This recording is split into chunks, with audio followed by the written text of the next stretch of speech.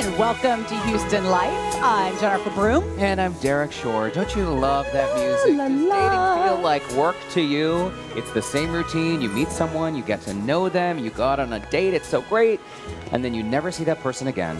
Well, we've got some help, and hopefully some help for us as well. Here with advice on how to find love is matchmaking expert Casey Reichert with It's Just Lunch. All right, Casey, let's just cut to the chase.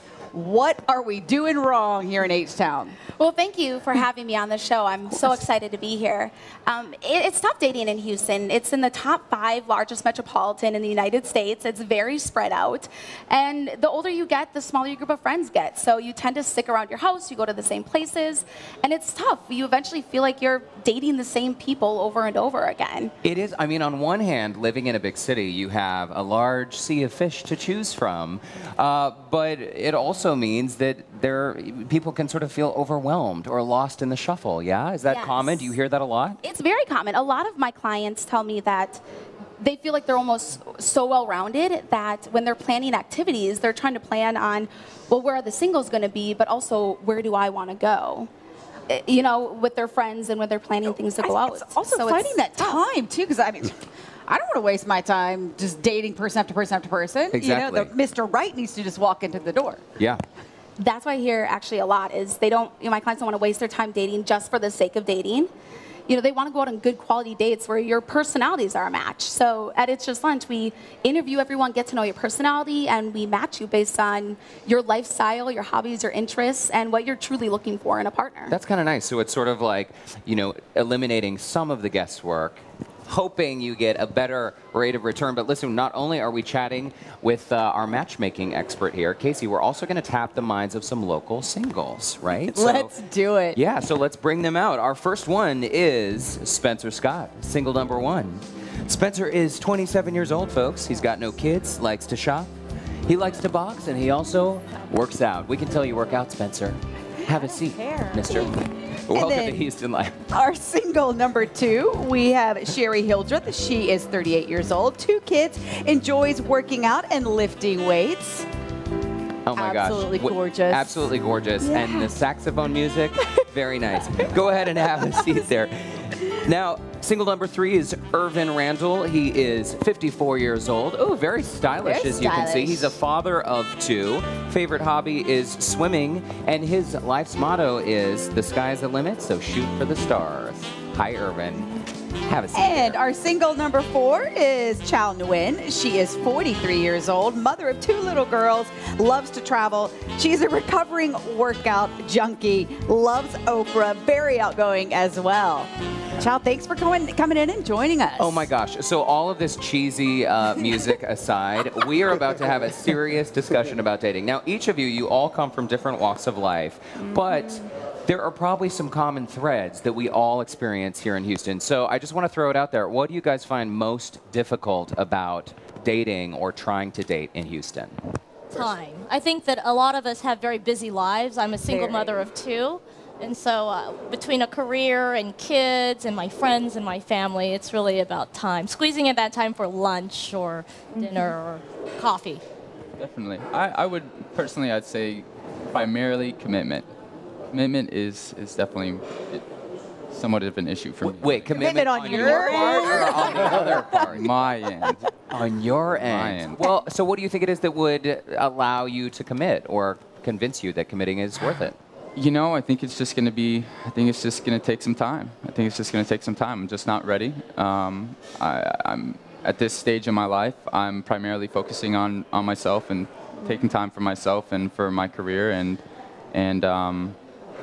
just really trying to primarily focus on that. So you've broken a lot of girls' hearts, is exactly what you're saying. I wouldn't like to say that, no, but Is that pretty typical? Because he's in his 20s. Is that pretty typical for 20-year-olds, for the 20-somethings? I would say yes and no. I think it is you're either really focused on your career and you're trying to make your own life for yourself, and then there's the other group of the 20-year-olds who are ready to settle down. You know, they want to work on their career and their family. And so I think that also makes it difficult in Houston because you have the 2 categories of singles in their 20s, and they're all going out to the same places. Well, I want to know, besides going to a bar, where are you guys going in town to meet people? well, I'll speak first. Kroger's. Grocery store. Grocery store. You know, go to the grocery store, go to the mall, and you see more things than you're surprised to see. Just start striking up conversation as you're walking down the aisle. Walking out, hello, how are you? What are you looking for? Perhaps the mall. Maybe. Yeah. You know? The unexpected places. Maybe an elevator. Okay, Sherry, let's spill it. So, Sherry and I are but they do say that you find the person when you're not looking for them. So Kroger might not be a bad idea. However, if you are looking for them, like Chow and myself, then there are sites like Bumble and Tinder, which make it easy and convenient for myself, who is busy with their daily schedule. And Sherry, what is Bumble's it? in. What is it that, sorry, I was going to sorry say, to cut Bumble's you off. the hot thing right now. A lot of girls are on Bumble. Is there something that you are looking for specifically that you've been unable to find so far in a relationship? The commitment thing came up with Spencer. I mean, there's, I think it takes a commitment on both ends of the relationship. I myself don't have issues with commitment at this point. I'm open and I'm looking for somebody, having been divorced, I'm looking for somebody who is going to be my life partner, somebody who is there for me, somebody who's going to add value to my life, not just be in my life. So. Well, Jennifer just mentioned apps like Bumble. How does that, Casey, come into play? Because now it seems like we have all of these different tools for people to meet their match, yet these same themes continue to come up. What do you make of that? I think you're going to meet the person however you're going to meet the person, but a lot of what I hear is that it's tough with the apps and it's tough with online dating because it becomes almost a second job to reading through the profiles, sifting back and forth. You're texting, you're emailing, you're talking on the phone before you can even meet them face to face versus actually being able to say, hey, I like you, you like me, let's meet up face to face to see if there's some chemistry. And very quickly, can we It's a just time thing. run down the line and see which apps you guys have all used? Chow, we'll start with you. I've done Bumble and Tinder for the last month. I just got off of it just because it was a little overwhelming. Yeah. To be honest with you, I've had a great experience, but it was just overwhelming. Okay, Irvin? Tinder. Just Tinder. Okay, Sherry? Both Bumble and Tinder. Wow, Bumble and Tinder. And Spencer? Recently, I actually tried Bumble. And That's a commitment. I have already deleted Bumble. That's not a commitment. No, definitely not. I'm just, it's just not for me. I'm not really for, people texting me nonstop all the time or on the app sending me messages. And, it takes a lot of time and a lot of effort. Mm-hmm. And it's a lot of time and a lot of effort that I should be putting into my career myself. That's I don't know. I feel I was encouraged. I met a great number of really good men. I mean, and it gave me hope that in my age range, age appropriate 40s, 50s, there are some great guys out there. How many dates did you go on? Lots of little dates that way. Wait a minute. So you were meeting good guys, but then you ended up deleting the app?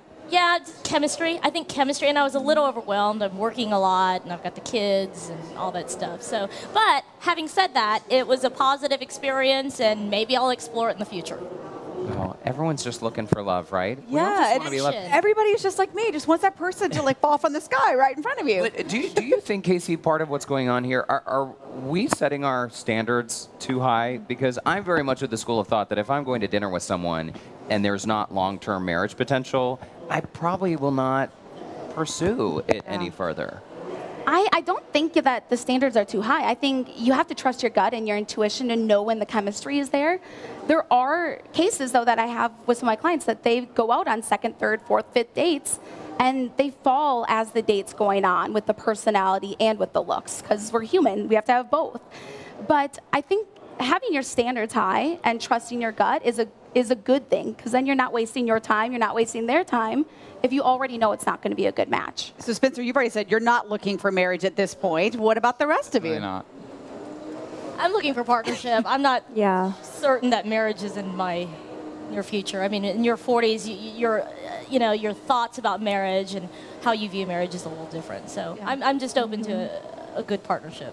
Irvin, what about you? Same here.